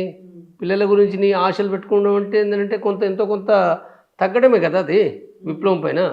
కాబట్టి సాధారణంగా ఏంటంటే మొదటి నుంచి కూడా పార్టీ లోపల ఒక అవగాహన కల్పిస్తారనంటే, మీరు పిల్లలు ఆపరేషన్ చేసుకోండి, కుటుంబ నియంత్రణ చేసుకోవాలి. మొట్టమొదటి అయితేనో సరే మహిళలు చేసుకున్నారు, ఆ తర్వాత దాదాపు 30 ఏళ్ళ పైనుంచి 30-40 ఏళ్ళ కానీ పురుషులే చేసుకోవాలనే విషయం చెప్పింది. సాధారణంగా పురుషులే చేసుకుంటారు. కాబట్టి ఇక్కడ పిల్లలు కనడం అనేది ఉండదు. కానీ 100 మంది లోపల ఎక్కడో ఒకరో ఇద్దరో కన్నోళ్ళు ఉన్నారు. కన్నారంటే అడవిలే కనలే వాళ్ళు. ఆ తర్వాత ఏంటంటే ప్రెగ్నెంట్ అయిన తర్వాత అక్కడ సాధ్యం కాదు కాబట్టి వాళ్ళ చుట్టాలో లేకపోతే ఇంకొకడికో ఎక్కడో పట్టణం, మైదానం ఏదో గ్రామాల్లో పెడతారు. అక్కడ వాళ్ళు ప్రసూతి అయిన తర్వాత ఆ పిల్లల్ని ఎవరికో వాళ్ళ బంధువులకు ఇచ్చి రావాల్సిందే తప్ప మళ్ళీ పిల్లల్ని పట్టుకొని రాలేరు కదా. సో ముఖ్యంగా ఇప్పుడు ఆపరేషన్ కగార్ జరుగుతుంది. ఆపరేషన్ కగార్లో కేంద్ర బలగాలతో పాటు గిరిజన ప్రాంతంలో ఉన్నటువంటి కొంతమంది గిరిజనుల్ని కూడా ఈ కగార్లో వాడుకుంటుంది కేంద్ర ప్రభుత్వం. వాళ్ళకు ట్రైనింగ్ ఇచ్చి, గన్స్ ఇచ్చి, వాటికి ఏదో పేర్లు ఉంటాయి, మీకే ఐడియా ఉండాలి అవి. సో కేంద్ర బలగాలతో పాటు వాళ్ళకైతే ఆ ప్రాంతంలో పట్టుంటుంది, ఎక్కడ ఏమున్నాయో తెలుస్తాయి. కాబట్టి వీళ్ళతో వాళ్ళని కలిపి కూమింగ్ చేపిస్తున్నారనే ఇది ఉండదు. ఎట్లా జరుగుతుంది అట్లాంటి ప్రాసెస్? ఎట్లా ఉంటుంది అది? ఇప్పుడు వాళ్ళకి కేంద్ర ప్రభుత్వానికి కావాల్సిందంటే సమాచారం కావాలి. సమాచారం అంటే వాళ్ళకి 2 రకాలు వస్తుంది. ఒకటో ఎలక్ట్రానిక్ ఇంటెలిజెన్సీ. ఎలక్ట్రానిక్ ఇంటెలిజెన్స్ అంటే ఒకటి సెల్ ఫోన్లను ట్యాప్ చేయడం, కంప్యూటర్లను ట్యాప్ చేయడం, ఎలక్ట్రానిక్ డివైస్లను ట్యాప్ చేయడం ద్వారా వస్తుంది. డ్రోన్ల ద్వారా కదలికలు గమనిస్తారు, సెటిలైట్స్ ద్వారా గమనిస్తారు. తర్వాత వాకి టాకీలు అంటే మావోయిస్టు మాట్లాడుకుంటారు కాబట్టి దాని ద్వారా కూడా వీళ్ళకు వాటి నుంచి కూడా ఏంటంటే సమాచారం అంటే దాన్ని చేస్తారు. కాబట్టి వీటి ద్వారా ఒకటి వస్తుంది. అంతకంటే ముఖ్యంగా కావాల్సింది ఏంటంటే వాళ్ళకి కావాల్సింది అంటే ప్రజల నుంచి దీన్ని ఇది రావాలి. ఈ ఇంటెలిజెన్స్ కావాలంటే ఎవరు కావాలి? గ్రామం నుంచి ఇన్ఫార్మర్లు కావాలి కదా. గ్రామం నుంచి ఇన్ఫార్మర్ లేకపోతే సాధ్యం కాదు. వాళ్ళు మాత్రం ఎందుకు చేస్తారు సార్? వాళ్ళు చేస్తారు. ఒకనాడు ఫస్ట్ పీరియడ్ లో భూస్వాములు చేసేవాళ్ళు, పెత్తందారులు చేసేవాళ్ళు మొట్టమొదటి కాలంలో. ఎందుకంటే వాళ్ళకి వ్యతిరేకం కాబట్టి వాళ్ళే సమాచారం ఇచ్చేది. లేకపోతే వాళ్ళ దగ్గర పనిచేసే వాళ్ళ దగ్గర పూర్తిగా వాళ్ళ దగ్గర పనిచేసే కొద్దిమంది వాళ్ళ భజన పరులు వాళ్ళ యొక్క దాంట్లో ఉన్న వాళ్ళు ఇచ్చేది. కానీ ఆ తర్వాత వీళ్ళు ఎప్పుడైతే గ్రామాల నుంచి వెళ్ళగొట్టిరో తరిమి కొట్టినరో లేకపోతే గ్రామంలో కూడా వీడు ఇన్ఫార్మరు వీడు దొంగ అని అనుకున్నప్పుడు మనకి సమాచారం తెలియకుండా ఉండేది. కాబట్టి అలాంటి పరిస్థితులు ఏమైంది, గ్రామం లోపల అంటే కొంతమందికి డబ్బులు ఇచ్చి ఇన్ఫార్మల్గా మార్చుకున్నారు, డబ్బులు ఇచ్చి మార్చుకున్నారు, లొంగిపోయిన మార్చుకున్నారు. ఇది తెలంగాణలో జరిగింది, ఆంధ్రలో జరిగింది. దేశంలో ఎక్కడైనప్పటికీ ప్రభుత్వ బలగాలు ఇంటెలిజెన్స్ వాళ్ళు పోరాడే బలగాలను దెబ్బకొట్టడానికి తప్పనిసరిగా ప్రపంచమంతా చేశారు, భారతదేశం అంతా చేసిండ్రు, తెలంగాణ సాయుధ పోరాటాలు చేశారు, ఇప్పుడు చేసారు, ఎప్పుడు చేస్తుండ్రు. అంటే ఇప్పుడు వీళ్ళు దండకారణ చేసేది కొత్తదేం కాదు. అయితే దండకారణ చేసేది ఇప్పుడు ఏదైతుందో అతి ఎక్కువగా భయానకంగా జరుగుతుంది. ఎట్లా జరుగుతుంది, గ్రామం లోపల కూడా చాలామంది ప్రతి గ్రామం లోపల మాడుకొండల్లో అంటే ఇప్పుడు అబూజ్మడ్ అంటున్నాం కదా మనం, అబూజ్మడ్ అంటే అక్కడికి చీమలు దూరని చిట్టడివి అని అంటున్నారు. అది తప్పది. ఎప్పటి నుంచో అక్కడ పోలీసు బలగాలు పోతూనే ఉన్నాయి, ఎన్కౌంటర్లు అవుతున్నాయి. కానీ ఇప్పుడు ఇంకా పెరిగినాయి. కానీ అలాంటి ప్రాంతం లోపల కూడా మామూలు ఆదివాసీ గ్రామం లోపల కూడా ఇన్ఫార్మల్ అవుతుండ్రు. ఆదివాసీలే రెండు రకాలుగా, ఒక డబ్బులు ఇచ్చి లోపరుచుకుంటారు, రెండు బెదిరిస్తుండ్రు. ప్రజలైతుండ్రు, సంఘ సభ్యులు అవుతుండ్రు. ఆఖరికి పార్టీ లోపల దళాల పనిచేసిన వాళ్ళు ఇప్పుడు బసవరాజు చనిపోయినప్పుడు ఆ కంపెనీ నుంచి కూడా చాలామంది 6 లొంగిపోయారు. దానికి ముందు వాళ్ళు కూడా పోలీసులతో ఉన్నారనే విషయం చెప్తుండ్రు. కాబట్టి ఇది ఏదైతుందో ఇవాళ ఇన్ఫార్మర్ నెట్వర్క్ అనేది ఏదైతుందో చాలా బలమైంది ప్రభుత్వానికి. అంటే వాళ్ళ ద్వారా ఇన్ఫర్మేషన్ మాత్రమే కాదు, గెరిల్లాలను దెబ్బకొట్టడానికి వాళ్ళ యొక్క ఆచూకీ అంత తెలుస్తుంది కదా. వాళ్ళు ఎక్కడ ఉంటారు, ఏ వాటర్ కార్డు ఉంటారు, ఏ రకంగా డేరా ఇస్తారు, ఎంత ఇవన్నీ తెలుసు. కాబట్టి వీళ్ళని ఆధారం చేసుకొని దాడి చేస్తారు. ఇప్పుడు ఛత్తీస్గఢ్లో ఒకటి ఏంటిది, డిఆర్జీ బలగాలు. డిఆర్జీ అంటే ఇప్పుడు నేను ఇందాక చెప్పారు కదా, అక్కడ ఉన్నటువంటి గిరిజన ప్రాంత ప్రజలకే ట్రైనింగ్ ఇచ్చి పంపిస్తారు. అంతే, అంతే అంతే. వాళ్ళనే ఎందుకు చూస్ చేసుకుంటున్నట్టు అంటే వాళ్ళైతే పోతే వాళ్ళకి అన్నీ తెలుసు కదా, వాళ్ళు ధైర్యంగా పోతారు కదా. వాళ్ళకి అడవి వాటరు తెలుసు, వాళ్ళు మావోయిస్టులు ఎట్లుంటారో తెలుసు, వాళ్ళని ముందర పెడుతుండ్రు. ఇప్పుడు దూరంగా ఇప్పుడు ఎక్కడెక్కడి నుంచి ఇప్పుడు తెలంగాణ నుంచి ఇంకొక నుంచి పోయిన వాళ్ళు వీళ్ళందరూ డేర్గా ముందుకు పోలేరు కదా. వీళ్ళకి ట్రైనింగ్ ఉండొచ్చు, వీళ్ళకి ఆయుధాలు ఉండొచ్చు, అయినంత మాత్రాన వీళ్ళు ఏదో ముందుకు పోతారని కాదు. ఇప్పుడు ఎవరు పోతుందంటే అదంతా తెలిసిన వాళ్ళు కదా. నీకు ఆ విషయం అర్థమైతే ధైర్యం వస్తుంది, ఆ విషయం అర్థం కానివాడు ధైర్యం రాదు కదా. కాబట్టి అవి వాళ్ళని ఉపయోగించుకుంటున్నారు. సో ఈ ఖగార్ ఈ ఎపిసోడ్ మొత్తం మీద అంటే అమిత్ షా ఇచ్చిన స్టేట్మెంట్ కావచ్చు, 2026 మార్చి 31 నాటికి అసలు దేశంలో మావోయిస్టులను లేకుండా చేస్తామని చెప్పి అమిత్ షా స్టేట్మెంట్ కనిపిస్తూ ఉంది. ఈ ఆపరేషన్ ఖగార్లో ఎన్కౌంటర్లు ఇవన్నీ చూస్తుంటే ఆ స్టేట్మెంట్కి ఆద్యం పోసినట్టు కనిపిస్తూ ఉంది. భవిష్యత్తులో మావోయిస్టుల ఇట్లాంటి వార్తలు మనం వినే అవకాశాలు ఎంతవరకు ఉన్నాయి, అసలు ఉంటారా మావోయిస్టులు? భవిష్యత్తు అంటే ఇప్పుడు అమిత్ షా చెప్పేది ఏందో 2026 మార్చి నాటి వరకు ముగించబడుతుంది, కంప్లీట్గా ఏం లేకుండా చేస్తూనే అంటున్నారు. ఏమి లేకుండా చేయడం అనేది ఇది అబద్ధం ముచ్చట, జరిగిన ముచ్చట చెప్తున్నాను నేను. ఎందుకనంటే అంటే నువ్వు ఈ రకంగా భారత ప్రభుత్వం 26 మార్చి అంటే ఇంకెంతకాలం ఉన్నది, ఇది జూన్ నెల కదా, ఇంకెన్ని నెలలు ఉన్నది, ఎన్ని నెలలు అవుతుంది. అంటే ఈ 5-6 నెలల కాలంలో కూడా మొత్తంగా నిర్మూలిస్తున్నానంటే మొత్తంగా ఏమి లేకుండా పోతారా? అసాధ్యమైన విషయం. అంటే రాజ్యం తలుచుకుంటే ఏదైనా చేస్తారంట. రాజ్యం ఇప్పుడు 50 ఏళ్ళ నుంచి తలుచుకోలేదా? 50 ఏళ్ళ నుంచి కూడా తలుచుకున్నది కదా. ఏ రాజ్యం ఏం చేయకుంటే లేదు. చాలా ఎక్కడ ఉందని అంటే ఇప్పుడు విజయం ఇప్పుడు ఈ కాలంలో పాటు 550 మంది చనిపోయారు మావోయిస్టులు. ఇది పెద్ద విజయాలు కదా. కేంద్ర కమిటీ మెంబర్లు కూడా ఇప్పుడు వరుసంగా చలపతి చనిపోయాడు, బసవరాజ్ చనిపోయాడు, తర్వాత సుధాకర్ చనిపోయాడు, ఇప్పుడు ఇవాళ ఉదయ్ చనిపోయాడు. 4 సీసీ మెంబర్లు చాలా అతి తక్కువ కాలంలో 3-4 నెలల్లో కూడా చనిపోయారు. రాష్ట్ర కమిటీ మెంబర్లు చనిపోయారు. మరి దీన్ని ఇదంతా ఏంటిది? ఇది ఒక రకంగా కేంద్ర ప్రభుత్వానికి గొప్ప విజయాలే, తక్కువ విజయాలే కావవి. అంటే ఈ విజయాలు ఇట్నే జరుపుకుంటా పోతే మరి మావోయిస్టులు ఇప్పుడు అందరూ నువ్వు ఒక్కరివే కాదు, అంటే చూసే వాళ్ళకి ఏమనిపిస్తుంది అంటే ఇంకేముంటుంది, నిర్మూలించబడుతుంది కదా. కేంద్ర కమిటీ మెంబర్లే చనిపోతుండ్రు, రాష్ట్ర కమిటీ మెంబర్లే చనిపోతుండ్రు, 3 రోజులకు 4 రోజులకు చనిపోతూనే ఉండరు కదా. ఏమున్నది మరి మావోయిస్టుల నుంచి ఏమన్నా ప్రతిఘటన ఉన్నదంటే అది కూడా లేదు. ఆ ప్రతిఘటన లేదు, మావోయిస్టు పార్టీలకు పోయేటోళ్ళు లేరు, ఆ ప్రతిఘటన లేదు. అంటే మొన్న రీసెంట్గా ఏంటంటే ఒక ఏఎస్పీని చంపారు వాళ్ళు, ఏఎస్పీ ఒక బాంబు పెట్టి చంపారు. మిగిలిన ఏం జరగలే కదా. కాకపోతే ఇప్పుడు ఇవాళ నిన్నటి వార్తల్లో పట 3 ఇన్ఫార్మర్లను చంపారు, లేదా అంతకుముందు ఇన్ఫార్మర్లను చంపుతున్నారు. కాబట్టి ఇదంతా కూడా ఏం జరుగుతుంది అంటే ప్రభుత్వ బలం ఏదో చాలా పై చేయిగా ఉంది, మావోయిస్టుల బలం చాలా కింది చేయి ఉంది, డౌన్ పొజిషన్లో ఉంది. కాబట్టి ఇది ఏదైతుందో ఏదున్నా అంటే ఇప్పుడు మాటలు మనం ఎన్ని మాట్లాడినా మొత్తంగా కమ్యూనిజం నిర్మూలించలేదనే విషయం చెప్పడం వేరు. కమ్యూనిజం అనేది కమ్యూనిజం దళం రూపంలో ఉంటుందని కాదు. అది కమ్యూనిజం అనేది సాధారణ ప్రజానీకంలో ఒక సమానత్వం కోసం పోరాడే అభిప్రాయాలు, ప్రశ్నించే అభిప్రాయాలు ఉండడం వేరు. అవి ఉంటాయి, అభివృద్ధి అయితే అవి అన్నిటికీ ఆగాయి. దాన్ని ఎవరూ నిర్మూలించలేరు. కానీ ఒక దళాల రూపంలో ఉన్న మావోయిస్టులు అంటే నిర్మూలించబడవచ్చు కదా. ఎక్కువ మంది మొత్తం ఎంతమంది ఎప్పుడు నిర్మూలించబడతారనేది వేరే. మరి నిర్మూలించబడితే గతంలో ఉన్న ఎమ్మెల్యే పార్టీలు కూడా నిర్మూలించబడ్డాయి కదా. అంటే ఇక్కడ నేను అంటే పాఠకులకు కూడా చెప్పేది ఏంటంటే గతంలో ఉన్న ఎమ్మెల్యే పార్టీలు 20, 30, 40 ఉన్నాయి, దళాలు ఉన్నాయి కదా. తెలంగాణలో పట్ల కూడా CPI-MLకు సంబంధించిన గ్రూపులు 10 ఉన్నాయి. 10లో బట్టి ఇప్పుడు ఎవరు దళాలు, ఎవరు తుపాకులు పట్టుకొని చనిపోయారు. బయట ఇప్పుడు ఏదో 4 ఉన్నారు, 4, 3 ఉన్నారు. కాబట్టి ఈ నష్టం ఏదైతుందో నేనేం చెప్తున్నంటే మావోయిస్ట్ పార్టీ ఇవాళ పరిస్థితి లోపట ఒకటే నేను చెప్పేది, మీరు యుద్ధం చేయగలుగుతారనుకుంటే యుద్ధం చేయండి, కరెక్ట్గా చేయండి. నా అభిప్రాయం చెప్పేదైతే ఇప్పుడు యుద్ధానికి అనుకూలమైన పరిస్థితులు భారతదేశంలో లేవు అని చెప్తున్నా, స్పష్టంగా చెప్తున్నాను. నేను భారతదేశంలో లేవు. నన్ను తిట్టే వాళ్ళు కూడా తిడతారు, తిట్టని నేను చెప్తాను.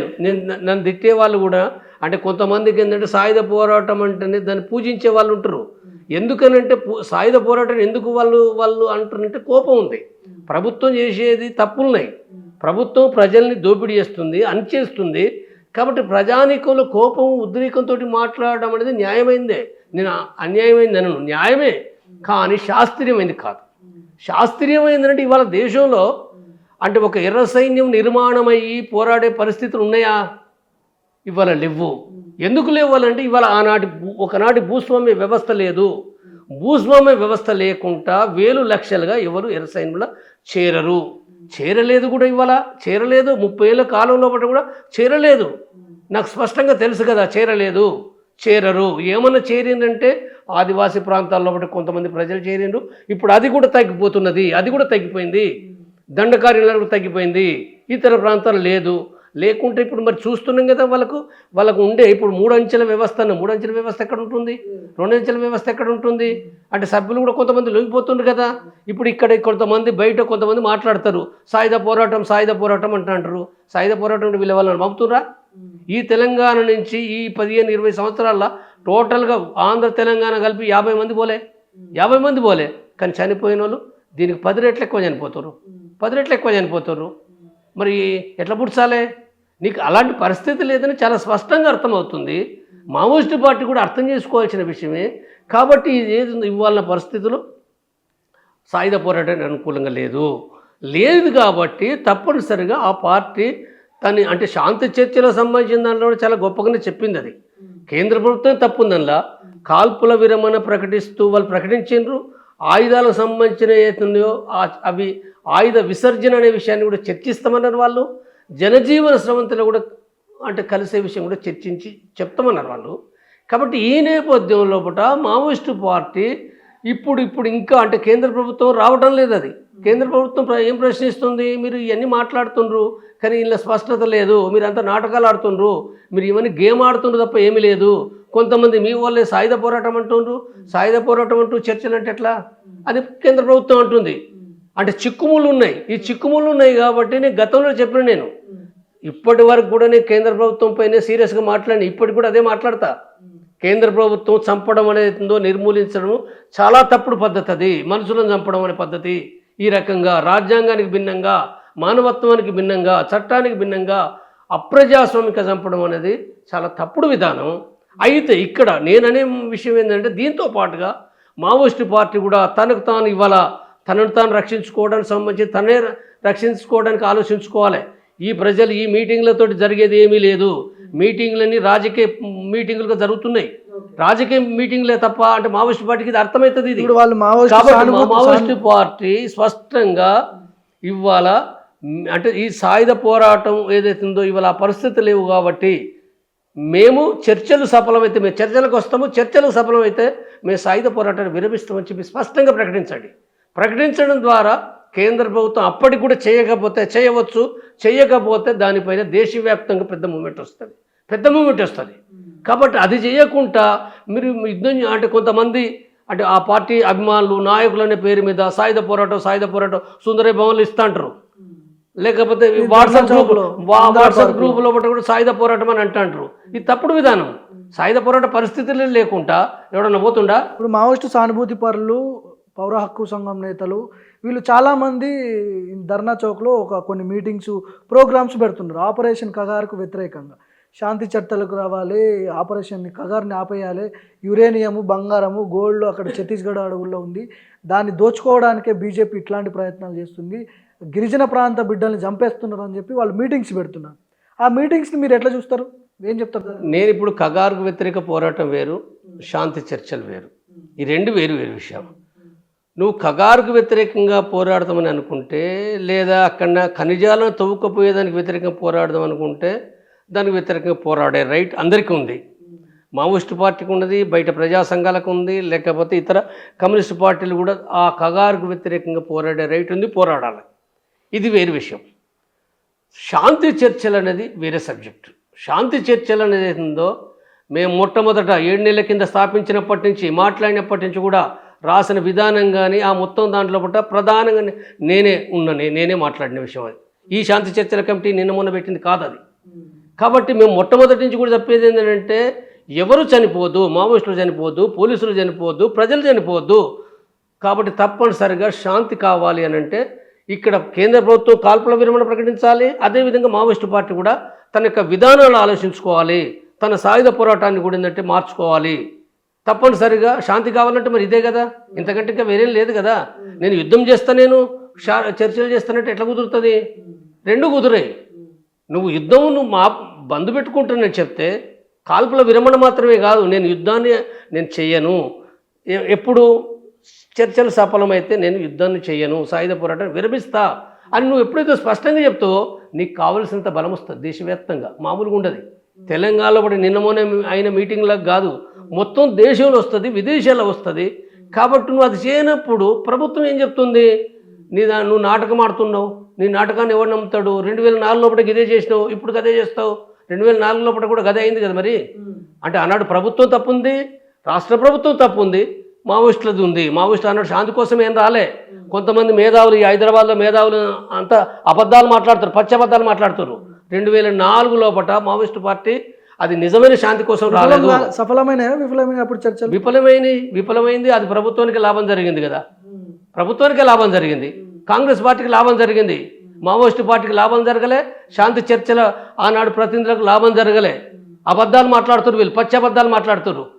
మనుషులంతా రాష్ట్ర కమిటీ నాయకులు చనిపోతారు, దళ సభ్యులు చనిపోతారు, అనేక మంది చనిపోతే మావోయిస్టు పార్టీకి లాభం జరుగుతుంది అన్నాడు.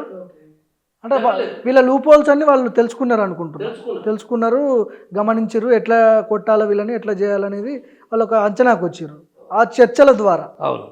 ఇప్పుడు మీరు శాంతి చర్చల నేతగా రేవంత్ రెడ్డిని కానీ ఈ ప్రభుత్వాన్ని ఎప్పుడైనా కలిసే ప్రయత్నం చేసిరా? ఆయన హోమ్ మినిస్టర్గా ఉన్నాడు ఇప్పుడు.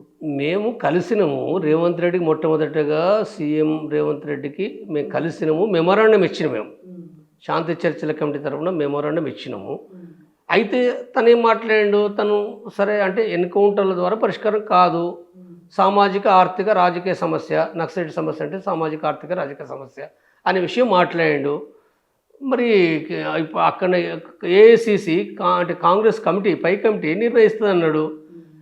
ఏం నిర్ణయించారు, ఏం చేశారు? అప్పుడప్పుడు ఏంటంటే కొంతమంది వస్తారు ఇక్కడ మీటింగ్లో మాట్లాడుతున్నారు, కానీ సీరియస్గా మరి దేశవ్యాప్తంగా ప్రోగ్రామ్ తీసుకోలే కదా. ఎప్పుడు ఇంకా అందరు చనిపోయిన తర్వాత తీసుకుంటారా వీళ్ళు? ఇప్పటికీ 4 సీసీ మెంబర్లు చనిపోయారు, రాష్ట్ర కమిటీ మెంబర్లు చనిపోయారు, అనేక మంది చనిపోతుంటే అంటే మీటింగ్లో వచ్చేసి మేము కూడా దీన్ని వ్యతిరేకిస్తున్నాను ఒక్కొక్క మాట మాట్లాడుతున్నారు, పోతున్నారు. మరి పెద్ద ప్రోగ్రామ్ తీసుకోవచ్చు కదా, ఎందుకు తీసుకోలేదు? ఎట్లాంటి ప్రోగ్రామ్ అంటారు మీరు? అంటే దేశవ్యాప్తంగా ర్యాలీ చేయాలి, ధర్నాలు చేయాలి, అన్ని పార్టీలు చేయాలి కదా. ఇది కరెక్ట్ కాదు. ఆల్రెడీ శాంతి చర్చలకు వస్తున్నప్పుడు ఇదేం పద్ధతిని వ్యతిరేకించాలి కదా. అందరు చనిపోయిన తర్వాత నువ్వేం చేస్తావు? అందరు చనిపోయిన తర్వాత చేసేదేం లేదు కదా. అది అన్ని పార్టీలు చేయాలి. కమ్యూనిస్ట్ పార్టీలు, నక్సలైట్ పార్టీలు ప్రత్యేకించి చేయాలి. కాంగ్రెస్ పార్టీ తన నిజాయితీ ఉంటే తన ప్రోగ్రాం చేయాలి, అది విడిగానే. దీంట్లో కలిపి చేయడం ఏంటిది? అది విడిగా చేయాలి. విడిగా చేయొచ్చు కదా పెద్ద ఎత్తున. బీఆర్ఎస్ చేయొచ్చు, బీఆర్ఎస్ కూడా చేయాలి కదా. అది చేయకుండా ఒక స్పీకర్ వచ్చేసి 10 అక్కడ 2 3 పట్టుకొచ్చి ఓ స్పీచ్ ఇచ్చేసి పోవడం, అది పెద్ద ఏముంది? సో చివరిగా చెప్పండి అన్న, ఇప్పుడు ఈ మావోయిస్టుల ఎన్కౌంటర్లు కావచ్చు, ఆపరేషన్ కగార్, ఈ ఎపిసోడ్ మొత్తం మీద మీరు కూడా ఆల్రెడీ దళంలో పనిచేసి వచ్చారు కాబట్టి మీరు ఏం ఏం ఏం చెప్పదలుచుకున్నారు ప్రజలకు కావచ్చు, ప్రభుత్వాలకు కావచ్చు, కేంద్ర ప్రభుత్వానికి కావచ్చు, చివరిగా చెప్పండి. ఇప్పుడు ఒకటి కంటిన్యూగా ఈ సంవత్సర కాలంలో కూడా 550 మంది మావోయిస్టులు అయితేంది ప్రజలైతేంది చనిపోయారు. మావోయిస్టులలో ఆదివాసులు ఉన్నారు, ప్రజలుగా ఆదివాసులు ఉన్నారు. 90% ఆదివాసులే. ఆ రకంగా కనుక మనం లెక్కించదలుచుకుంటే 90% ఆదివాసీ ప్రజలే. కానీ మావోయిస్టులు సగం కాకపోయినా సగానికంటే తక్కువ చనిపోయారు, ఎక్కువ భాగం ప్రజలు చనిపోయింది అనేది ఇప్పుడు అక్కడి నుంచి వచ్చే రిపోర్ట్స్ ఉన్నాయి. కాబట్టి ఇది ఏదైతుందో దేశవ్యాప్తంగా ఇది ఒక తీవ్రమైన ప్రజలు వ్యతిరేకిస్తున్నారు, ప్రజాస్వామిక విధులు వ్యతిరేకిస్తున్నారు. శాంతి చర్చలు జరపాలని అంటున్న సందర్భంగా కూడా వరుసంగా చంపడం అనేది కేంద్ర ప్రభుత్వ విధానం అనేది ఇది రాజ్యాంగ వ్యతిరేకమైంది, ప్రజాస్వామిక వ్యతిరేకమైంది. కాబట్టి తప్పనిసరిగా కేంద్ర ప్రభుత్వము మావోయిస్టు పార్టీ కూడా పదే పదే అంటే శాంతి చర్చలకు మేము వస్తానని చెప్పింది. కాబట్టి ఈ దృష్ట్యా వాళ్ళు తప్పనిసరిగా కాల్పుల విరమణ చేయాలి, శాంతి చర్చలు ప్రకటించాలి కేంద్ర ప్రభుత్వం. మీరు ఇక్కడ చిన్న కరెక్షన్, మీరు రాజ్యాంగ వ్యతిరేకం అంటున్నారు, కానీ ఇక్కడ మావోయిస్టులు రాజ్యాంగానికి వ్యతిరేకంగా పనిచేస్తున్నారని చెప్పి ప్రభుత్వాలు చెప్తున్నాయి. అందుకోసం నేను చెప్తున్నాను. రెండో విషయం ఏంటంటే అంటే చర్చల ద్వారా శాంతి స్థాపించబడే అవకాశాలు 90% ఉన్నాయి. శాంతి అంటే ఏంటిది? మావోయిస్టు పార్టీ సాయుధ పోరాటాన్ని విరమిస్తేనే కదా. అంటే చర్చలు జరిపి మళ్ళీ యుద్ధం చేస్తే శాంతి కాదు కదా, మళ్ళీ యుద్ధమే కదా. అంటే కేంద్ర ప్రభుత్వం బలగాలు పంపుతుంది, మావోయిస్టులు కూడా అందరూ ప్రతిఘటన చేస్తారు కదా. ఇప్పుడు నేను ఇంటర్వ్యూలో కూడా చెప్పిన, ఇప్పుడు స్టార్ట్ అయింది మొన్న ఇంటర్వ్యూలో ఇది ఒక చక్రము. వాళ్ళు కూడా ఏంటంటే అంబుషులు చేస్తారు, వాళ్ళు రైడ్ చేస్తారు, వాళ్ళు ఇన్ఫార్మర్లను చంపుతారు, తప్పదు చేస్తారు కదా వాళ్ళు. కాబట్టి ఇది ఒక చక్రం. ఇది అంటే హింసా వలయం ఏదైతుందో జరుగుతుంటుంది. కాబట్టి దీనికి పులి స్టాప్ పెట్టాలంటే కేంద్ర ప్రభుత్వం చేయాలి. రెండో వంక మావోయిస్టు పార్టీ కూడా స్పష్టంగా, మరింత స్పష్టంగా, నేను మళ్ళీ ఏం చెప్తున్నంటే మీరు ఇప్పటి వరకు చెప్పిన విషయాలు చాలా మంచి విషయాలే, అయితే ఈ మంచి విషయాలే సరిపోదు. మీరు స్పష్టంగా మేము చర్చలు సఫలమైతే సాయుధ పోరాటం విరమిస్తామనే విషయాన్ని మీరు స్పష్టంగా చెప్పండి. అది చెప్పకపోతే కేంద్ర ప్రభుత్వానికి ఇది ఒక ఛాన్స్ ఉంటుంది, ఈ ఛాన్స్ను వినియోగించుకునే దాడి చేస్తుంది. కాబట్టి తప్పనిసరిగా మీరు చెప్పడం ద్వారా అంటే అది కనీసం కేంద్ర ప్రభుత్వం ఆలోచించి నిర్ణయం తీసుకునే అవకాశం ఉంటుంది అది. కాబట్టి ఇది తప్ప ఇంకా వేరే మార్గం ఏమీ లేదు. ఇది జరగలేదనుకో ఈ యుద్ధం ఎవరు ఆపలేరు. ఈ ర్యాలీలతోటి ధర్నాలతోటి ఆగేది ఏమీ లేదు. ఏమైందంటే జరిగి నేను మళ్ళీ ఈ సందర్భంగా చెప్పేదంటే ఇప్పుడు ఇక్కడ మీటింగ్ పెట్టారు, రేపు ఢిల్లీలో మీటింగ్ పెడతారట, ఇంకెక్కడో మీటింగ్ పెడతారు. అంటే వీళ్ళు 10 మంది 1000-2000 మందిని అక్కడ ఆర్గనైజ్ చేస్తారు. అన్ని పార్టీలు కలిపి 1000-2000 ఆర్గనైజ్ చేస్తారు. ఏమున్నది అలా చేస్తే ఏమున్నది? చేస్తే కేంద్ర ప్రభుత్వం వినదు కదా. విన్నప్పుడు ఇక్కడ ఏం జరుగుతుంది అంటే కేంద్ర ప్రభుత్వం చంపుకుంటూ పోతుంటుంది. ఇప్పుడు ఇక్కడ కాంగ్రెసో బీఆర్ఎస్ఓ లేకపోతే ఇంకో పార్టీ మేము కూడా చనిపోయే మావోయిస్టులకు మేము సపోర్ట్ చేసినాం, మేము గొప్ప పని చేసినట్టుగా వీళ్ళు డప్పు కొట్టుకుంటుంటారు. అంటే ఈ డప్పు దేనికోసం? రేపు ఎన్నికల్లో ఓట్లు పొందడానికి. ఇప్పుడు రాబోయే స్థానిక ఎన్నికలకు ఇప్పుడు చెప్తే ఏంటంటే కాంగ్రెస్ ఓట్లు పడతాయి. పడతలేవా? అంటే ఒక దేశంలో ఒక దళిత సమస్య, ఒక ఏబిసిడి సమస్య, ఒక మహిళా రిజర్వేషన్ సమస్య, ఒక బీసీ సమస్య ఎన్నికలకి ముందు మాట్లాడుతుంటారు. ఎన్నికల ముందు బీజేపీ మాట్లాడుతుంది, కాంగ్రెస్ మాట్లాడుతుంది, బూర్జా పార్టీని మాట్లాడతాయి. ఏం పద్ధతి ఇది? ఇవి మరి పరిష్కారం చేస్తున్నట్టు ఏమీ చేయరు. సంవత్సరాలు గడిచిపోతుంది. గతంలో ఎన్నికలు వచ్చినప్పుడు నక్సలైట్లు దేశభక్తులు ఉన్నారు కొంతమంది, లేదా నక్సలైట్తో చర్చలు చేయాలని అన్నారు. ఏం చేసిరు వీళ్ళు? చంపలేదా? చరిత్ర మర్చిపోవాలన్నా మనం? కాబట్టి ఇప్పుడు జరిగేది ఏందో అర్థం కావాలి కదా. అందుకోసం మావోయిస్టు పార్టీకి నేను చెప్తున్నా, మిమ్మల్ని వీళ్ళు ఎవరు రక్షించారు గుర్తుపెట్టుకోండి. మీరు తప్పనిసరిగా మీ రక్షణ మీదే. మీరు యుద్ధం చేస్తామని అనుకుంటే నా అభిప్రాయం ప్రకారం అయితే పరిస్థితులు లేవు, మీరు సాయుధ పోరాట విరమణ ప్రకటించండి అనేది నేను విజ్ఞప్తి చేస్తున్నా. మీ మంచి కోసమే చెప్తున్నా నేను. మీరు విరమిస్తే నాకు వచ్చేది ఏమీ లేదలా, నాకు వచ్చేది పై సంబంధం కూడా లేదు. ఇప్పుడు ఎవరంటే అంటే మీ అభిమానులు కొంతమంది నన్ను తిడతారు, అయినా నేను చెప్తున్నా మీ మంచి కోసం చెప్తున్నా. కాబట్టి మావోయిస్టులు మీరు ప్రకటించండి. లేదు మీరు యుద్ధం చేస్తున్నట్టు చేసుకోండి, నాకు అభ్యంతరం లేదు. మీరు యుద్ధం చేస్తారా చేయండి. యుద్ధం చేసి అంటే నేనైతే దాని ద్వారా రాజ్యాధికారం రాదని నేను గతం నుంచి చెప్తున్నా. మీకు వస్తుందని ఉన్నదనుకో, నేను ఎందుకు వద్దంట. కాబట్టి ఈ విషయం మావోయిస్టు పార్టీ కూడా నేను విజ్ఞప్తి చేస్తున్నా. మావోయిస్టు అభిమానులు కూడా ఇవాళ ఆలోచించాలి. సాయుధ పోరాట పరిస్థితులు లేకుండా సాయుధ పోరాటం చేయాలని చెప్పడం కూడా తప్పది. అవును, తప్పనిసరిగా మావోయిస్టు పార్టీ సాయుధ పోరాట విరమణ ప్రకటించిన తర్వాత వాళ్ళ ఆయుధాలు వాళ్ళకానే ఉంటాయి, వాళ్ళు లొంగిపోవడం కాదు నేను చెప్పేది.